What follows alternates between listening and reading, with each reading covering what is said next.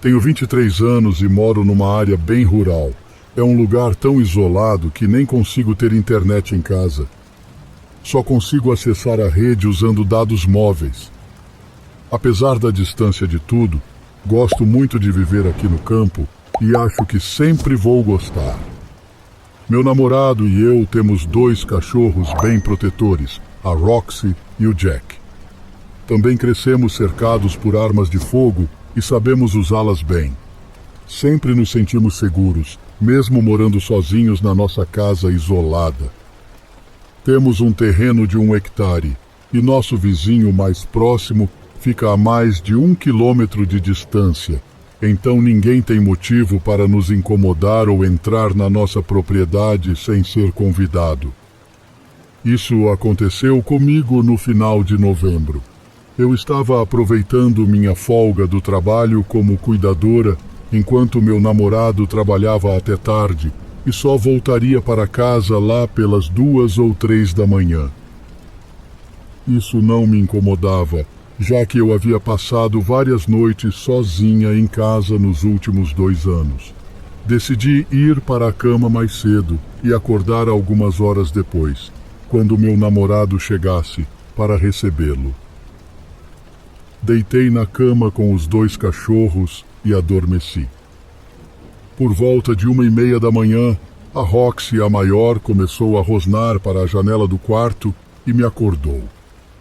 Tentei acalmá-la, achando que poderia ser um coiote ou algo parecido no quintal, mas de repente ela começou a latir muito alto. Ouvi algo bater e cair do lado de fora, perto dos arbustos da minha janela. A Roxy correu para a porta do quarto, arranhando-a loucamente e tentando sair. Rapidamente, levantei da cama com o outro cachorro, peguei meu revólver carregado debaixo da mesinha de cabeceira e abri a porta do quarto. A Roxy disparou para a porta da frente, arranhando-a como se fosse derrubá-la. Hesitei por um segundo antes de abri-la, pensando se realmente era só um animal lá fora. Não queria soltar os cachorros para correrem atrás dele na escuridão, correndo o risco de nunca mais vê-los. Decidi olhar pela janela ao lado da porta da frente, para ter uma ideia do que estava enfrentando. O que vi me chocou e, sinceramente, me assustou. Havia um homem de bermuda jeans e regata branca correndo para longe da casa em direção à estrada. Fiquei na dúvida se deveria soltar os cachorros para persegui-lo, ligar para o meu namorado ou para a polícia. Após um momento, resolvi ligar para a delegacia local. Expliquei ao atendente o que tinha acontecido, fazendo questão de descrever as roupas do invasor. A atendente disse que enviaria um delegado para a área imediatamente e perguntou se eu queria que passassem na minha casa para fazer um boletim de ocorrência. Eu disse que sim. Depois de desligar, liguei para o meu namorado e contei tudo. Ele disse que estava saindo do trabalho e voltando para casa. Quando chegou, pegou uma lanterna e os cachorros e começou a procurar ao redor da casa por qualquer sinal do intruso. Não encontrou nada além dos arbustos danificados embaixo da nossa janela. Esperamos quase 2 horas pelos delegados, mas eles nunca apareceram. Também não recebi nenhum telefonema deles nos dias seguintes. Depois do incidente, meu namorado concluiu que provavelmente era um dos nossos vizinhos suspeitos, que mora a alguns quilômetros de distância. Pode até ser, mas o que mais me incomoda é que de todos os lugares para tentar entrar na casa, ele escolheu tentar pela janela do meu quarto onde eu estava dormindo.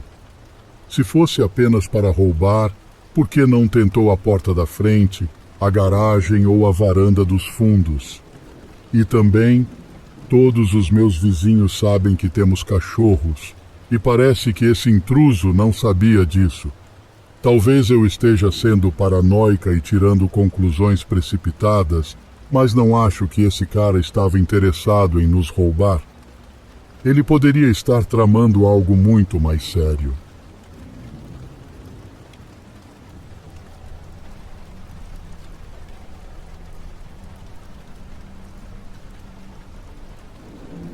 Em outubro de 2017, decidi fazer uma viagem ao Japão apenas para escapar da rotina e ter uma aventura, vivenciando algo novo.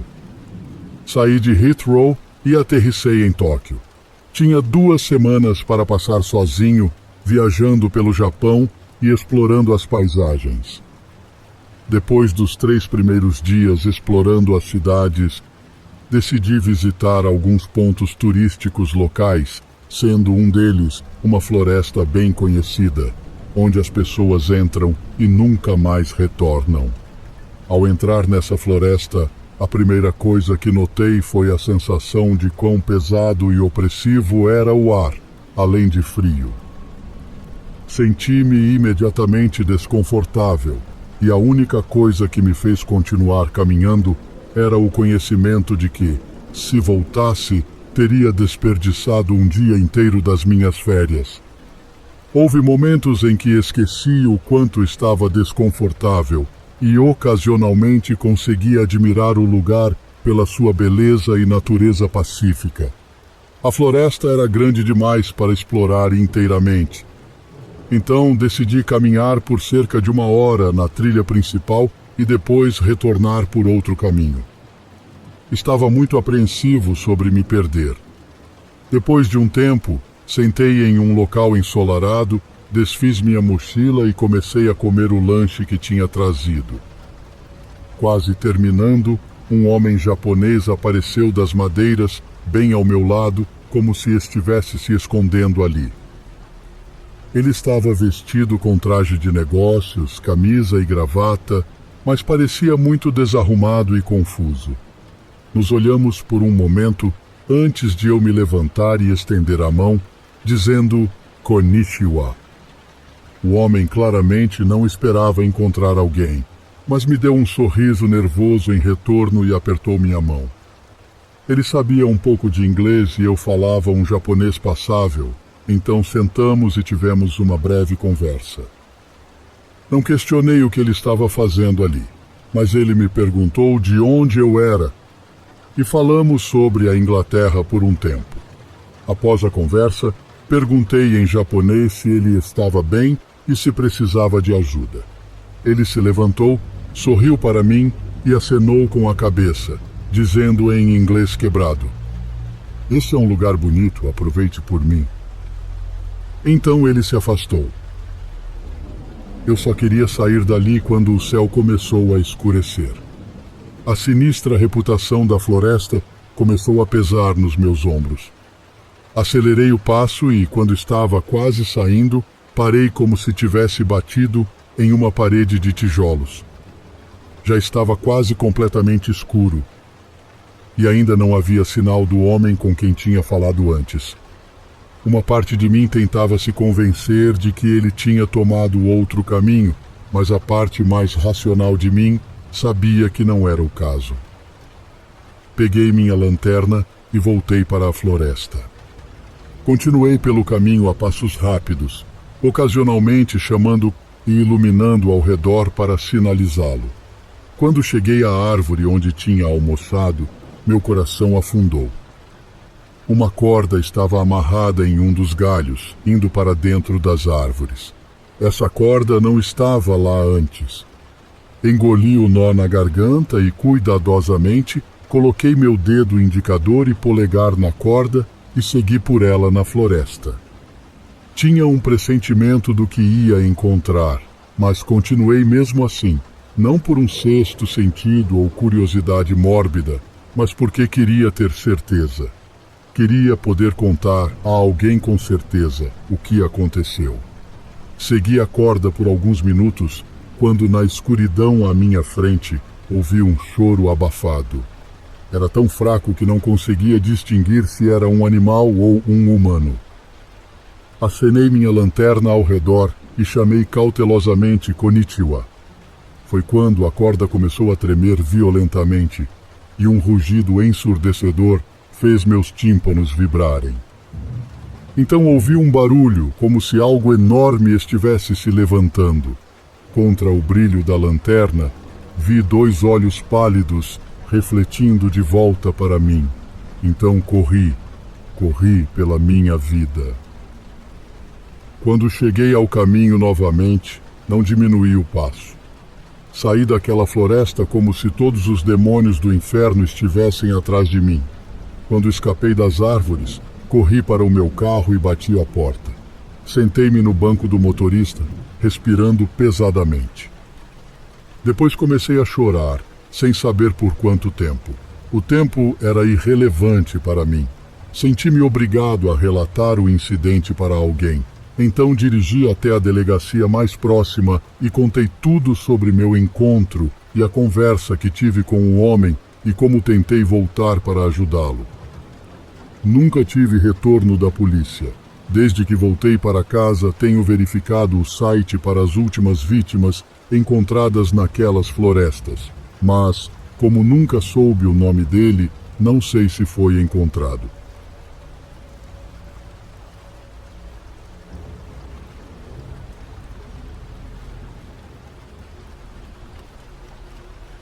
Eu venho de uma pequena cidade.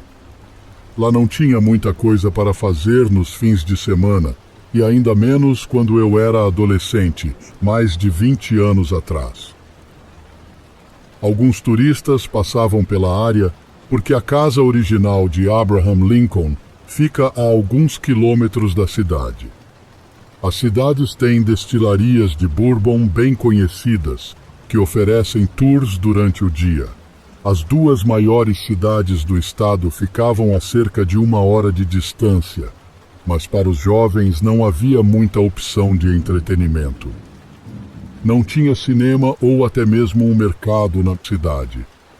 Era uma comunidade agrícola pequena, onde você conhecia mais da metade das pessoas pelo nome, e reconhecia a outra metade, porque as via tantas vezes, mas nunca tinha sido apresentado.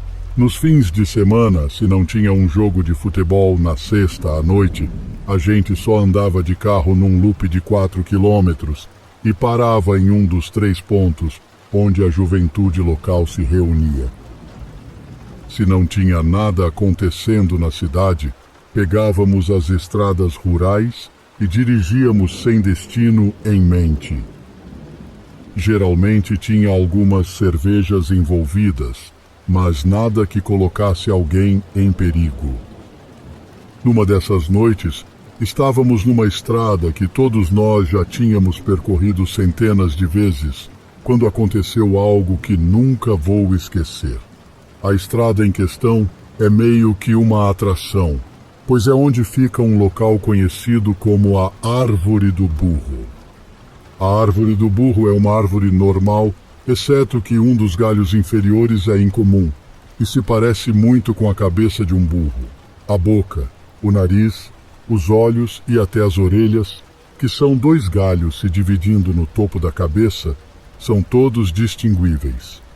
Ao passarmos pela Árvore do Burro, o ar mudou. Parecia que a temperatura caiu de repente. Não é incomum esse tipo de mudança de temperatura acontecer quando uma tempestade se aproxima. A interseção do ar úmido e quente com o ar seco e frio cria um espetáculo atmosférico e tanto. No entanto, essa mudança de temperatura foi diferente. O céu estava limpo e as estrelas brilhavam. Por mais peculiar que fosse, não era algo que causava grande alarme. Continuei dirigindo na mesma direção e um pouco mais adiante nos deparamos com um cheiro de carne em decomposição. Isso não é muito incomum quando você cresce no campo.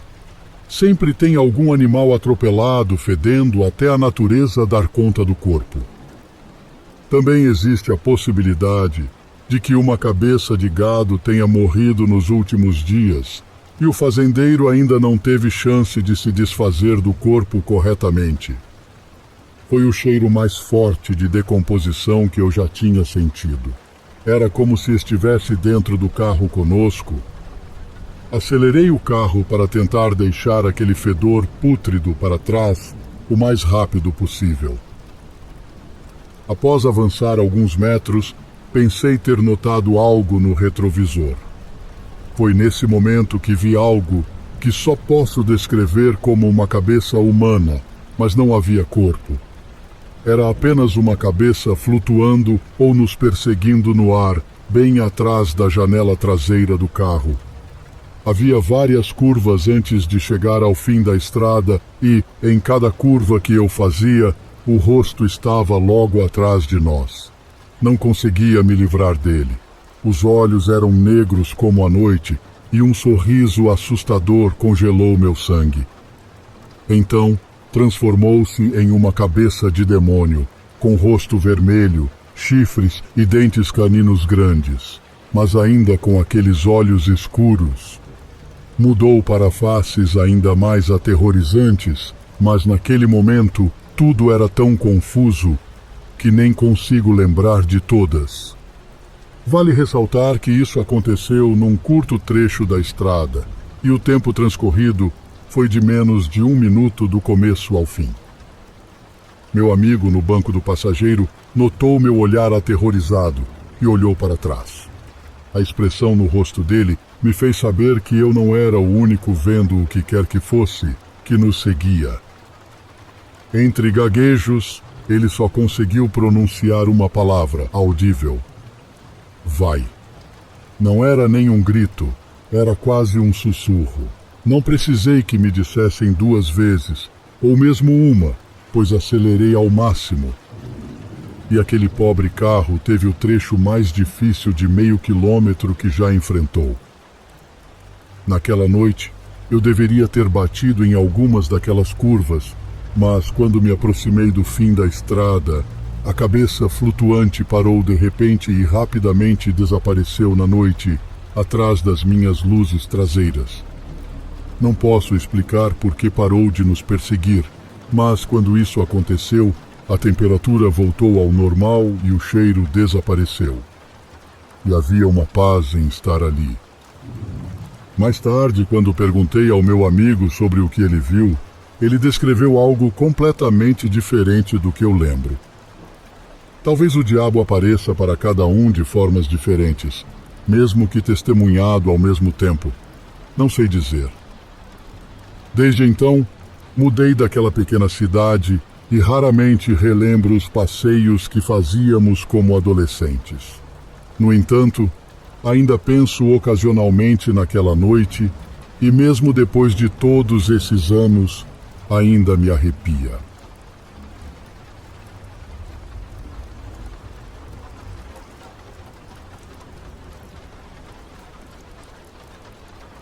Essa história não é minha. Foi contada por um amigo próximo em 2012.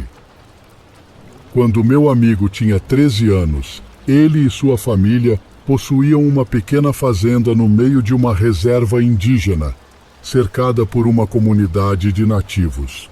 Numa noite de julho, durante um encontro familiar, eles se reuniram ao redor de uma fogueira num dos campos atrás da casa e contavam histórias da sua herança e lendas passadas de geração em geração. Meu amigo, que chamaremos de João, acabou indo dormir com alguns primos. João não estava dormindo há muito tempo quando ouviu uma confusão no celeiro. Ele ouviu os cavalos gritando, em pânico, chutando as paredes dos currais. Ele abriu a porta do trailer e olhou em direção ao celeiro, vendo seu pai e tios correndo para lá, armas em punho. Eles gritaram para os meninos permanecerem no trailer com as portas fechadas. Antes da família chegar ao celeiro, o barulho parou, e quando entraram, não houve som de tiros. João e seus primos esperaram pela janela por alguns minutos, e quando os adultos saíram do celeiro, falavam baixo e com vozes graves entre si. Eles fecharam e trancaram a porta do celeiro e patrulharam o terreno até o amanhecer. João lembra de vê-los circulando a propriedade por um tempo antes de finalmente adormecer. Seu pai ficou muito distante nos dias seguintes e recusou-se a deixar João entrar no celeiro ou contar o que exatamente aconteceu. Sendo um jovem de 13 anos, com o passar dos dias, João esqueceu o incidente, mesmo que a maior parte da sua família tenha ficado na fazenda mais tempo do que pretendiam. Na semana seguinte, depois que a família foi embora e o celeiro foi reaberto, notavelmente sem os cavalos, João começou a notar uma figura escura que ficava na beira da propriedade, bem onde as cercas terminavam, olhando silenciosamente para a fazenda. Uma vez, ele se aproximou o suficiente da figura com binóculos para perceber que usava trajes indígenas como os de um xamã ou curandeiro. Ele nunca teve vontade de se aproximar mais para ver melhor. Contou aos pais sobre isso, mas eles sempre o silenciavam imediatamente e diziam para ignorar completamente. Depois de um tempo, porém, tornou-se difícil ignorar, pois a figura começou a aparecer mais perto da casa, dentro da cerca, sempre olhando para a casa. João nunca a viu chegando ou indo embora, sempre apenas parada, imóvel. A família não falava sobre isso, mas João percebia que todos tinham aquilo em mente. Todos estavam nervosos, irritáveis e pareciam à beira do pânico. Seu pai se isolou da família após um curto período e quase nunca saía do quarto. Pouco tempo depois, João começou a ter pesadelos horríveis. Em cada um deles, era brutalmente despedaçado enquanto ainda estava vivo, incapaz de se defender. Uma vez ele acordou de um desses pesadelos, convencido de que a figura escura estava parada do lado de fora de sua janela, olhando para dentro. Seus irmãos também admitiram ter pesadelos. Então foram ao quarto do pai para conversar com ele. João se lembrou do olhar de desesperança nos olhos de seu pai. Pela primeira vez, ele reconheceu a figura. Disse-lhes que a coisa queria que eles tivessem medo, mas se todos juntos a ignorassem, ela iria embora. Naquela noite, João acordou e viu que seus irmãos já estavam acordados, sentados na cama, encarando a porta do quarto. João ouviu um rosnado baixo vindo de trás da porta e então, lentamente, quase imperceptivelmente, a porta se abriu. Pela porta, vinda da escuridão, apareceu a ponta de um focinho, depois uma boca com fileiras de dentes afiados. Não estava perto do chão como um animal normal, mas bem mais alto, talvez na altura do ombro de um homem. João se enfiou debaixo das cobertas, tentando ignorar, mas seus irmãos continuavam olhando. Mais tarde, eles lhe contaram que uma fera semelhante a um lobo ou um coiote entrou no quarto sobre as patas traseiras, olhando para cada uma das camas.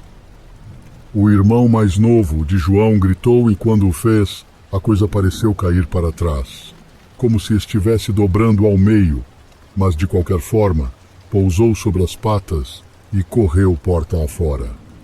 João ouviu o disparo da arma de seu pai, tão perto que seus dentes chocalharam. Havia o som da porta da frente sendo arrombada e algo correndo pelo gramado. E então houve apenas silêncio. João e seus irmãos estavam chorando quando o pai deles voltou. Ele os reuniu e disse que todos iriam para a casa do tio deles por um tempo.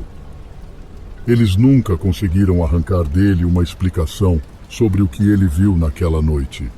Ficaram na casa do tio por algumas semanas. E durante esse tempo, o pai de João convidou homens navajo para irem à fazenda e realizarem rituais de banimento para evitar que a criatura retornasse. João e sua família eventualmente voltaram para a fazenda, mas demorou um tempo até ele se sentir confortável lá novamente. A criatura demoníaca nunca mais voltou. Seu pai finalmente o chamou para conversar, e contou que o que eles e os tios tinham visto no celeiro e o que entrou na casa deles naquela noite era uma criatura conhecida como Skinwalker. Ele disse que os Skinwalkers faziam parte da cultura deles e, apesar de serem puramente maus, não havia necessidade de viver com medo se escolhessem viver como pessoas boas e não temessem a criatura, ela nunca mais voltaria. É muito importante ter em mente que João nunca deveria ter me contado essa história. Os nativos levam as lendas dos Skinwalkers muito a sério, e falar sobre eles de qualquer forma é praticamente atraí-los para você. Muitos de vocês podem não acreditar nessa história, e tudo bem. Definitivamente, prefiro viver em um mundo onde essas coisas não existem. Mas tenho que enfatizar o respeito que tenho pelo meu amigo. Eu o conheço muito bem e confio nele, e para ele falar abertamente sobre essa experiência, foi preciso muita coragem. Acho que se eu tivesse uma mensagem final, seria respeitar realmente a cultura nativa. Eles têm essa quase mágica grandeza sobre eles. Enfrentaram genocídio, tiveram suas terras arrancadas deles e ainda estão por aqui, mantendo sua cultura e religião muito próximos deles e levando vidas incrivelmente espirituais. Pessoalmente, acho que isso merece muito respeito.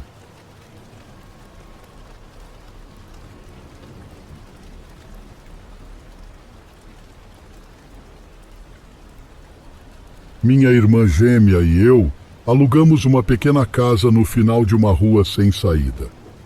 Além da linha de árvores no nosso quintal, há uma cerca de arame e atrás dela uma loja de brinquedos fechada. Eu não recomendo que ninguém mais faça isso, pois tecnicamente é invasão de propriedade, mas a situação era tão única e não pudemos resistir em aproveitar. Quando grandes franquias fecham, elas liquidam todo o seu estoque. A maior parte é vendida com grandes descontos para esvaziar as prateleiras, e alguns itens melhores são empacotados e enviados para armazéns, onde certamente serão vendidos online. Mas bastante coisa é simplesmente descartada. Minha irmã e eu víamos os funcionários saindo pelos fundos e jogando carga após carga de mercadoria nos contêineres de lixo. Tenha em mente que nada disso é de ótima qualidade, na verdade, é quase tudo barato.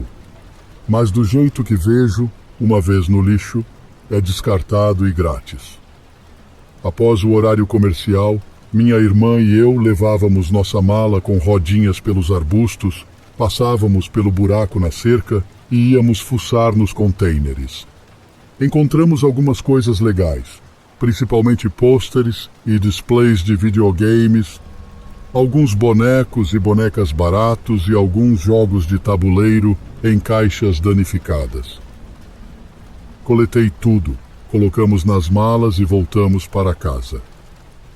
Agora, considerando que estamos na casa dos 20 anos, sabíamos que não deveríamos estar fazendo isso, mas não podíamos resistir a salvar todas essas coisas legais que iriam apodrecer no aterro de qualquer maneira. A maior parte guardamos e algumas coisas demos para amigos, mas não revendemos nada online. Depois de irmos fuçar nos contêineres umas 7 ou 8 vezes, eu já estava cansada. Sempre tinha lixo de verdade nos contêineres também, que tínhamos que mexer, incluindo comida velha. Uma vez uma mosca entrou voando na minha boca. Nem preciso dizer que eu estava pronta para desistir de tudo, mas minha irmã me pressionou a fazer mais uma vez. Normalmente íamos ao anoitecer. Ficávamos por uns 20 minutos e depois íamos embora. Não gostávamos de ir depois de escurecer, porque aí precisaríamos de lanternas e isso chamaria muita atenção para nós. A última vez que fomos já era depois do anoitecer, principalmente porque eu tinha enrolado, já que não queria realmente ir. Quando minha irmã e eu passamos pelo buraco na cerca, entreguei a ela uma daquelas mini lanternas de chaveiro e pedi para ela manter a mão enquanto olhava ao redor. Ela pulou no container de lixo e começou a cavar pelo entulho, que, pelo que me lembro, era principalmente prateleiras e alguns daqueles expositores plásticos para pôsteres. Eu andava casualmente de um lado para o outro, observando a área ao nosso redor e pegando as coisas que ela me passava, jogando em uma sacola. Para constar, nenhuma de nós tinha bebido. Não estávamos carregando armas e não estávamos agindo de forma barulhenta e chamativa.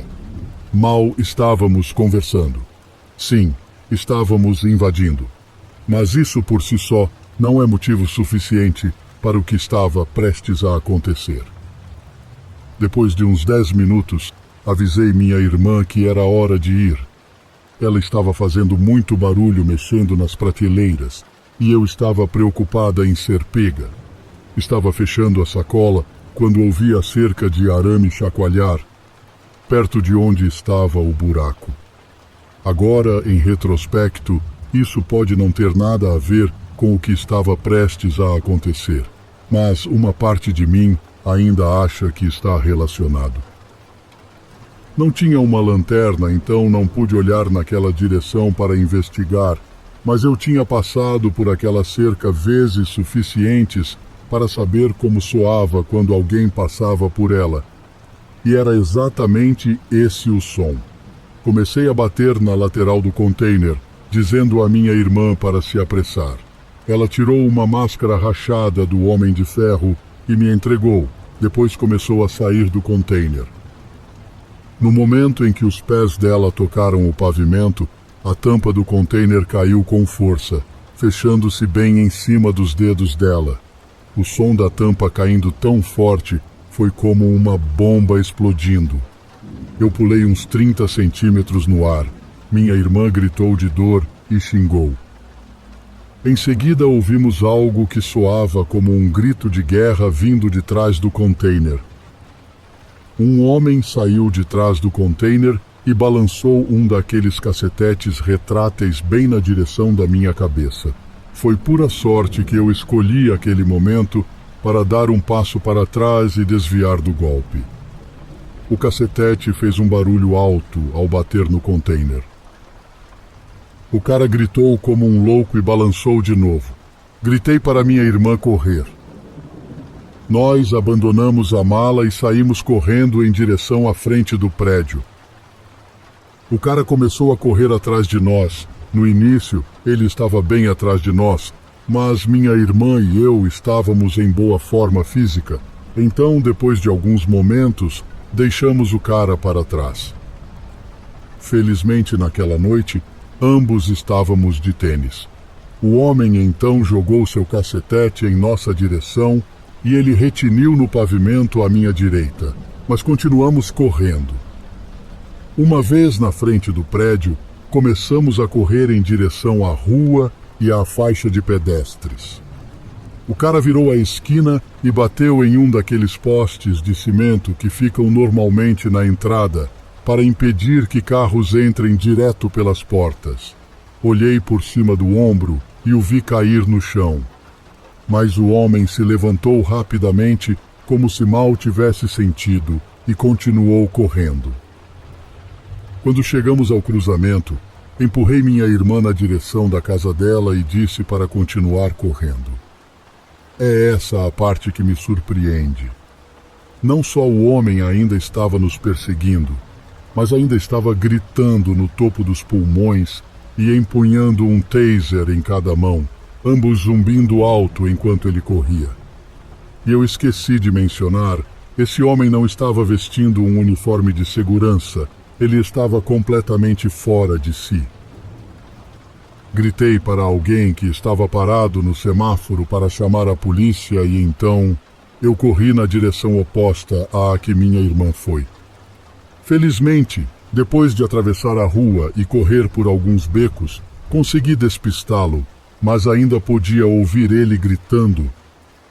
Voltei cuidadosamente e o observei correndo entre os carros estacionados na rua, claramente furioso por ter me perdido. Aí, acredite se quiser, uma das mangas dele pegou fogo. Minha suposição é que um dos tasers fez contato e acendeu. Desviei por um posto de gasolina e segui para casa, enquanto ouvia as sirenes se aproximando ao longe. Quando cheguei em casa, descobri que minha irmã estava segura, embora um dos dedos dela estivesse quebrado e ela acabou perdendo 2 unhas por causa da tampa do container. Sei que essa história pode parecer cômica agora, olhando para trás, mas enquanto acontecia era aterrorizante e incrivelmente surreal. Esse cara estava vestido com um moletom e jeans e cheirava a suor. Claramente, ele não era um guarda de segurança nem nada do tipo. Ele não se anunciou antes de se aproximar de nós, apenas começou a nos atacar imediatamente.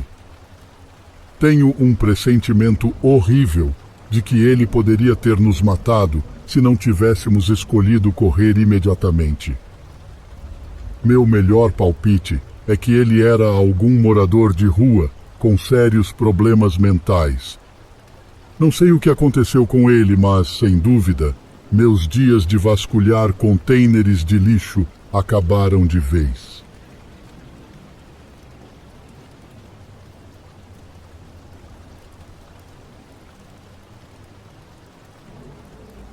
Quando eu tinha 12 anos, minha família morava numa casa isolada no meio da floresta. Lembro que era dezembro, pouco antes do Natal, e estávamos todos reunidos ao redor da árvore de Natal na sala, assistindo TV. Por volta das 10 horas, decidi ir dormir. Meu quarto ficava no térreo, enquanto os quartos de todos os outros estavam no andar de cima. Lembro que adormeci sem muita dificuldade, mas mais tarde naquela noite, acordei sem motivo aparente. Virei-me para encarar a janela ao lado da minha cama. O lado da casa onde minha janela estava ficava bem próximo às árvores. Para alguém olhar para dentro, teria que passar pelo mato e se abaixar sob alguns galhos. Foi por isso que eu não tinha cortinas. Achava que não havia necessidade. Quando acordei, uma sensação terrível de vulnerabilidade me invadiu. Algo que eu nunca havia experimentado antes. Ao lado daquela janela, senti como se estivesse sendo observado. Não havia luz no meu quarto, mas também nada iluminava do lado de fora da minha janela. Fiquei olhando para a janela por alguns momentos e então me sentei. Pensei, e era só um pensamento, que vi um movimento do lado de fora quando me sentei, mas não ouvi nada. Depois de mais um momento, deitei de novo e, apesar do desconforto, acabei adormecendo novamente. Não sei exatamente quanto tempo depois, acordei de novo, desta vez porque estava com muito frio. Tremendo, virei-me e saí da cama. Acho que já tinha esquecido a sensação que tive mais cedo. Saí do quarto, caminhei pelo corredor sem acender as luzes e entrei na cozinha. Ao virar para a área do café da manhã, senti um frio congelante no rosto. Foi então que literalmente parei no meio do caminho. A porta dos fundos estava escancarada e a neve se acumulava logo dentro, no chão. Vi o contorno fraco de pegadas entrando, mas nenhuma saindo. Havia um zumbido nos meus ouvidos e por alguns momentos eu me vi completamente incapaz de me mover, nem mesmo para virar. Foi então que ouvi a maçaneta da porta da lavanderia à minha direita girando lentamente. Não sei exatamente por que corri para pegar a arma no armário em vez de subir para o quarto dos meus pais. Mas essa foi a primeira coisa que me veio à cabeça: pegar uma arma, me defender. Peguei meu rifle de caça do armário e levantei-o, como meus pais haviam me ensinado. A arma não estava carregada, mas eu imaginei que só o rifle já seria suficiente para assustar o intruso. Vi uma figura escura espiar pela entrada da cozinha. Não consegui distinguir detalhes, apenas que era um adulto. Não tinha certeza de quão bem a figura podia me ver, mas gaguejei. Eu tenho uma arma. O que a figura disse a seguir, lembro claramente até hoje. Com uma voz alegre e cantarolante, a pessoa disse claramente meu primeiro nome e acrescentou: "Não vou te machucar, nunca te machuquei." Não reconheci a voz, não fazia ideia de quem era, mas ele me conhecia. Gritei como se estivesse pegando fogo e corri de volta para o meu quarto. Tranquei a porta e me atirei debaixo da cama. Ouvia o homem chamando meu nome enquanto me seguia pelo corredor e se aproximava da porta do meu quarto. Foi quando ouvi meu pai gritar do topo da escada. Ouvi o intruso correr de volta pelo corredor e sair pela porta na noite nevada. Demorou um pouco até eu me acalmar o suficiente para ir desbloquear a porta para os meus pais. Por um tempo, meus pais fingiram não saber quem ele era. Mas alguns anos depois, quando eu era mais velha, meu pai admitiu que o homem era um ex-amigo dele e que havia se interessado especialmente por mim. Ele repetidamente pediu ao meu pai se poderia me levar para fazer compras ou tomar sorvete. Quando meu pai recusou, ele começou a me perseguir pela nossa própria propriedade. Eu nunca soube de nada disso. Meus pais chamaram a polícia e prestaram queixa, mas se o homem foi preso, nunca soube. De vez em quando pergunto aos meus pais sobre ele. E eles sempre dizem que acabou, para eu não me preocupar.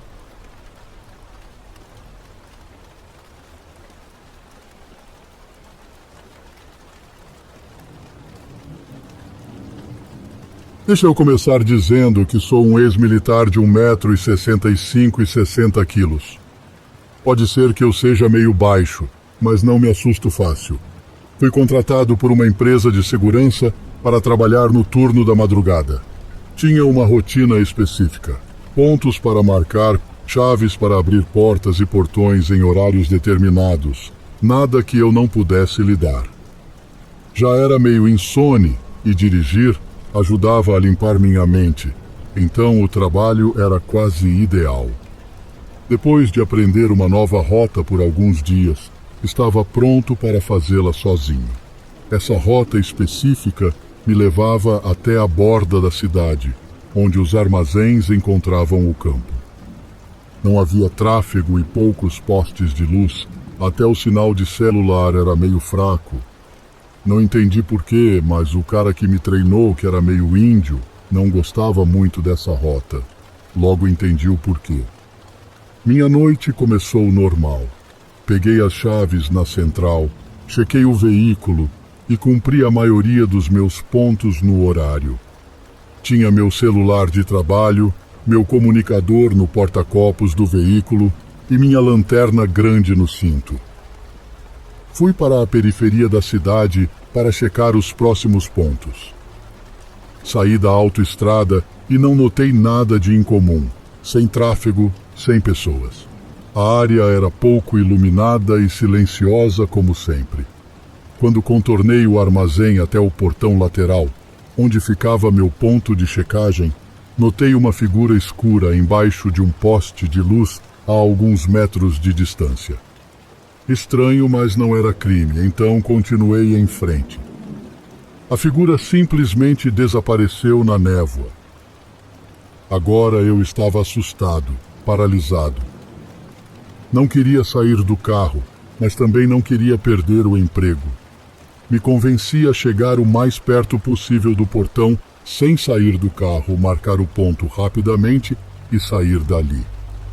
Tentei me convencer de que não tinha visto o que pensava e que a figura simplesmente tinha ido embora na escuridão.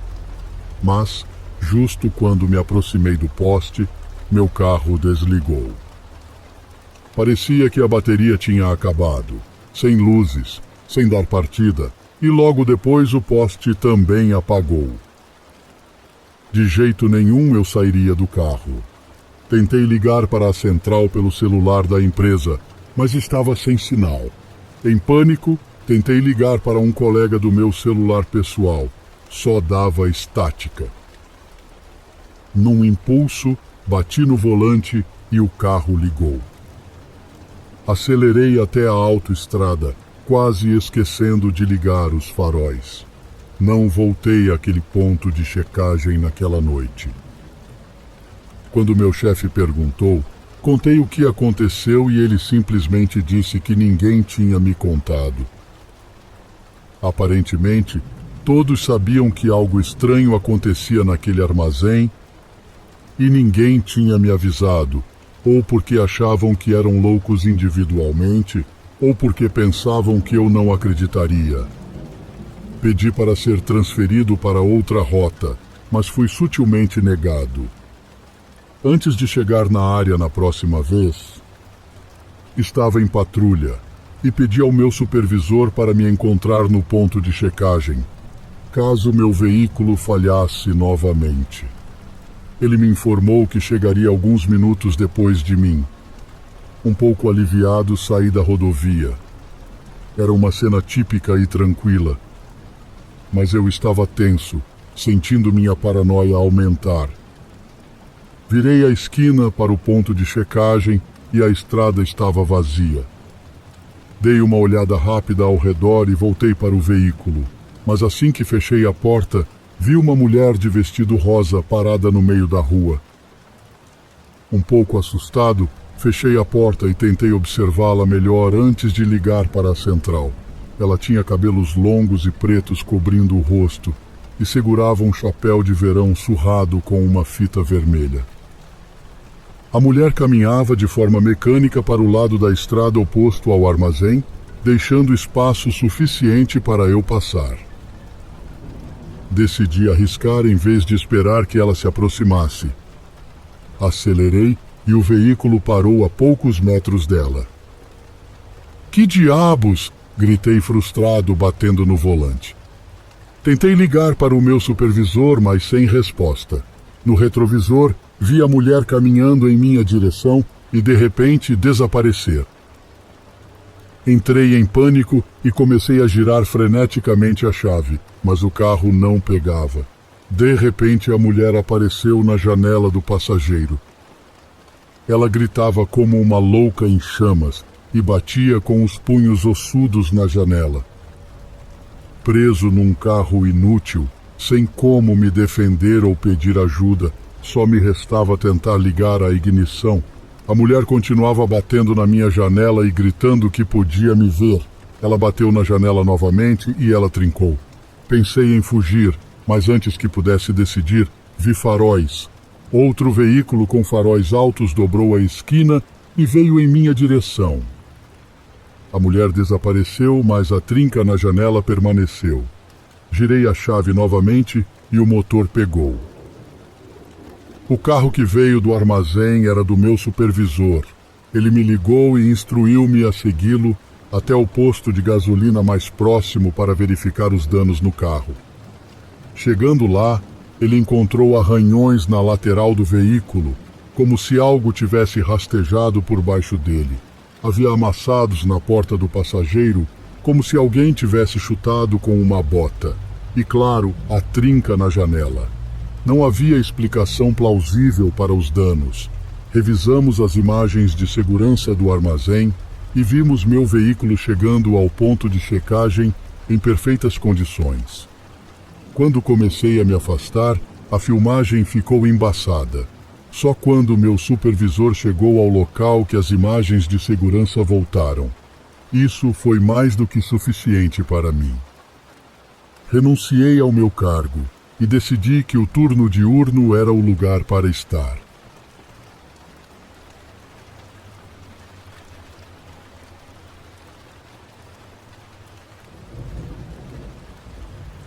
Minha cidade natal ganhou as manchetes nacionais em abril de 2017, quando o assassino do Facebook foi encontrado em um McDonald's local e perseguido até a região central, onde acabou tirando a própria vida.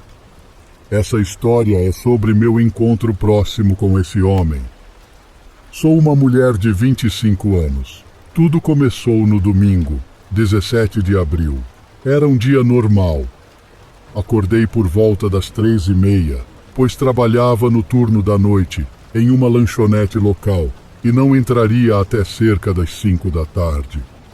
O trabalho seguiu normal até meu chefe receber uma mensagem do seu colega de quarto, dizendo que um cara tinha atirado em um idoso e filmado no Facebook ao vivo.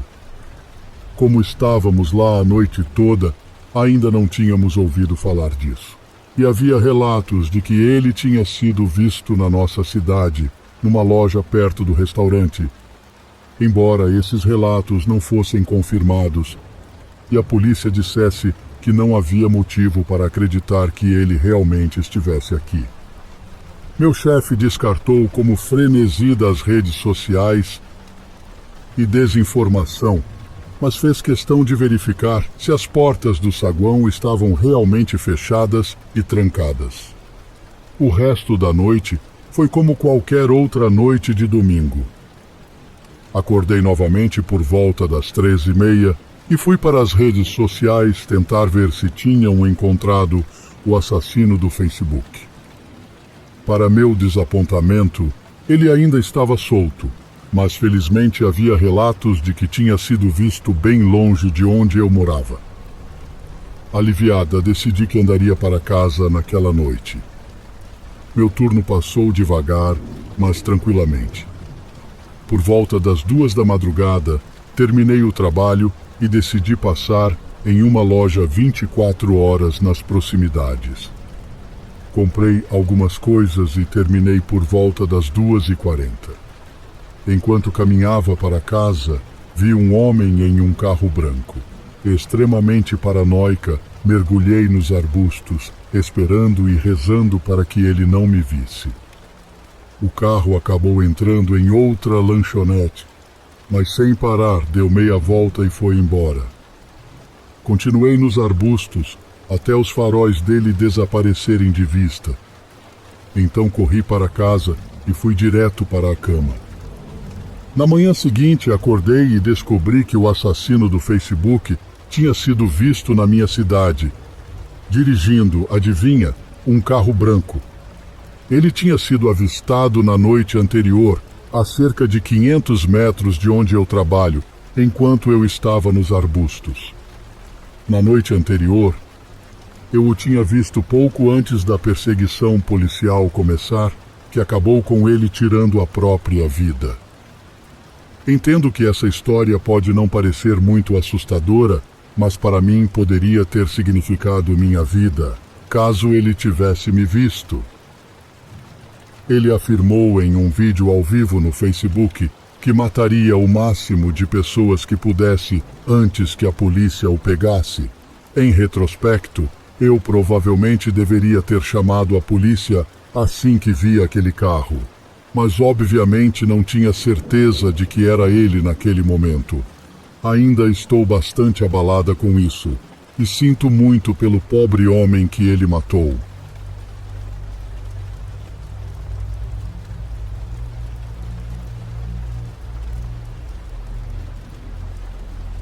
Tenho um colega de trabalho, o Paulo, que serviu na Marinha nos anos 1970 a bordo do USS Shreveport.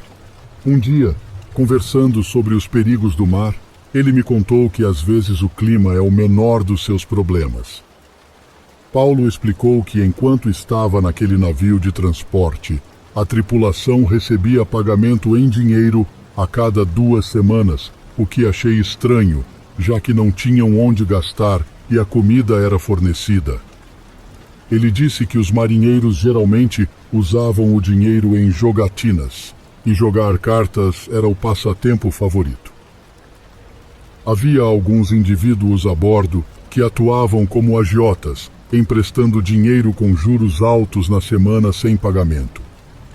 Paulo trabalhava como cozinheiro no refeitório e conhecia outro homem de sua divisão, que chamaremos de Jack. Jack estava sempre devendo aos agiotas. Vale lembrar que não havia lugar no navio onde os agiotas não pudessem encontrar você, e não era como se pudesse pedir ajuda aos oficiais.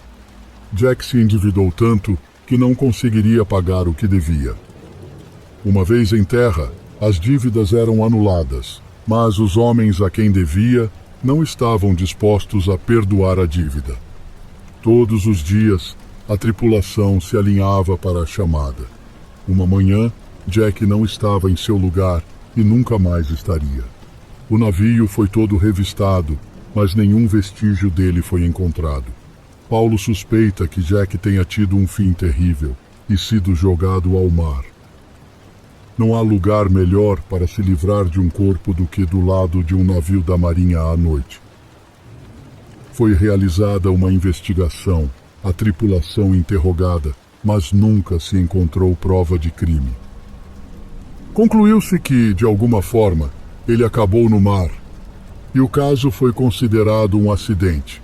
O problema com essa teoria é que em todo navio, independentemente do clima ou horário, há um vigia no popa observando tudo, atento a alguém que cai ao mar e pedindo socorro.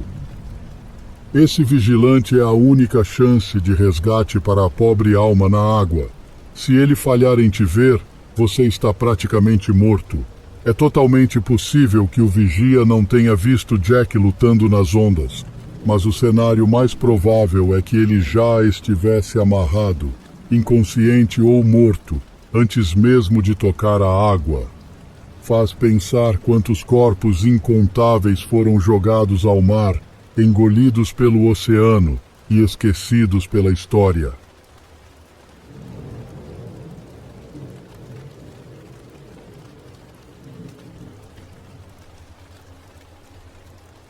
No meu 18º aniversário, eu e meus 2 melhores amigos conseguimos uma garrafa de tequila e pegamos o carro do meu pai para ir ao antigo fliperama, que tinha sido fechado há alguns anos porque, sem brincadeira, um assassino tinha escolhido aquele lugar para cometer seus atos brutais. A polícia selou o lugar e ele nunca foi reaberto ao público. No entanto, do outro lado do prédio havia uma pista de skate e um dos meus amigos sabia como entrar por lá. Nosso plano era beber e andar de skate antes de irmos para o fliperama. Sabíamos que não poderíamos jogar porque a energia estava cortada, mas achamos que seria legal olhar em volta em busca de prêmios antigos e souvenirs. Estacionamos o carro perto do lago e entramos pela porta lateral. Apesar de estar escrito "empurre" na porta, meu amigo a puxou e ela se abriu facilmente, mas apenas alguns centímetros antes de uma corrente prendê-la. Havia espaço suficiente para nós 3 entrarmos. Imediatamente tomamos um gole e ligamos nossas lanternas, começando a caminhar pela ampla pista com nossos passos ecoando pelo grande salão. Havia latas de cerveja vazias e lixo por todo o chão. Éramos os garotos mais tolos que você já viu, mas vamos lá. Estávamos nos divertindo. Não completamos nenhuma volta antes de um dos meus amigos tropeçar em algo duro que saía do chão. Paramos e iluminamos o chão com nossas lanternas, descobrindo que o obstáculo era, na verdade, uma vela vermelha. Tinha derretido tanto que se fixou no chão. Sendo o garoto tolo que eu era, dei uma patada desajeitada nela com meu patins e quebrei um pedaço de cera. Ia continuar patinando, alheio à possibilidade de tropeçar em outra coisa, quando meu amigo iluminou o chão e descobriu um círculo pintado no chão. Dentro do círculo havia muitos outros círculos entrelaçados e pelo menos 5 ou 6 velas espalhadas. Meu amigo riu e disse: "Cara, rolou alguma parada de exorcismo aqui, mano?" Meus amigos patinaram até o centro do círculo, onde algo claramente tinha sido queimado, pois o chão estava chamuscado e preto. Eu continuava rindo, mas meus amigos estavam mais curiosos do que divertidos e continuaram examinando o círculo. Uma amiga levantou a lanterna para o teto, bem acima do círculo, e olhou para as vigas acima. Ela então perguntou: "Vocês estão vendo alguma coisa?" Meu outro amigo e eu olhamos para cima. Vimos algumas correntes penduradas e algo grande e volumoso estava suspenso logo atrás delas. Eu pulei e bati em uma das correntes, o que foi incrivelmente estúpido, porque eu caí de costas no chão quando desci. Minha amiga começou a engasgar e gritar, não por minha causa, mas porque algo molhado tinha atingido a cabeça dela quando eu toquei nas correntes. Meu outro amigo iluminou ela com a lanterna e descobrimos algo escuro e vermelho escorrendo pelo rosto dela, entre os olhos e descendo pelo nariz. Todos nós entramos em pânico e saímos correndo. Nem nos preocupamos em tirar os patins. Saímos rolando de forma desajeitada de volta para o carro e minha amiga dirigiu para fora da propriedade ainda com os patins. Ela insistiu que alguém tinha nos seguido pela propriedade e que ela ouviu passos pesados nos perseguindo. Eu não me lembro de ouvir nada, mas estava meio bêbado naquele momento. Esqueci de mencionar que, antes de irmos para lá, eu tinha tomado algumas cervejas, e sendo um adolescente eu era bem fraco para a bebida. Incrivelmente, chegamos em casa sãos e salvos naquela noite, sem bater o carro. No total, ficamos no lugar menos de 20 minutos. Esse prédio já foi demolido, então, o que quer que estivesse lá já se foi. Mas isso levanta a questão: o que exatamente estava suspenso no teto? Nunca poderei responder a essa pergunta, mas tenho uma forte suspeita de que o líquido escuro e vermelho que atingiu minha amiga no rosto era sangue.